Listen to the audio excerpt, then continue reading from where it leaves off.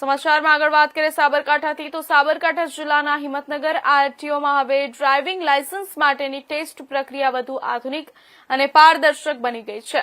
ગુજરાત સરકાર અને વાહન વ્યવહાર વિભાગ દ્વારા અહીં એઆઈ આધારિત ઓટોમેટિક ટેસ્ટ ટ્રેક શરૂ કરવામાં આવ્યો છે। હવે અરજદારોની દરેક મૂવમેન્ટ પર કેમેરા અને કોમ્પ્યુટર દ્વારા નજર રાખવામાં આવશે।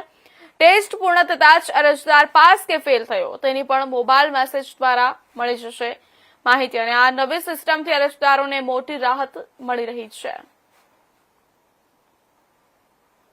વડાલી જિલ્લો સાબરકાંઠા હું અહીંયા ટેસ્ટ આપવા આવેલો છું।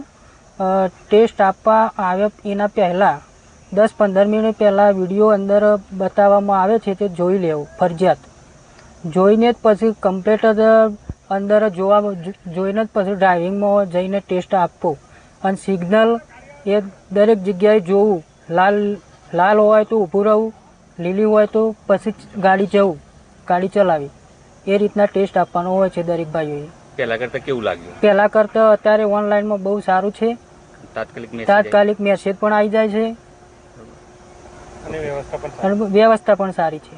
ગુજરાત સરકાર તથા વાહન વ્યવહાર વિભાગ દ્વારા અરજદારોને બધા ડ્રાઇવિંગ લાયસન્સ પ્રોસેસને વધુ આધુનિક, નિષ્પક્ષ તથા પારદર્શક બનાવવા માટે આરટીઓ હિંમતનગર ખાતે તારીખ 3/5/2026 એટલે કે સોમવારથી ઓટોમેટેડ ટેસ્ટ ટ્રેક કાર્યરત કરવામાં આવ્યો છે।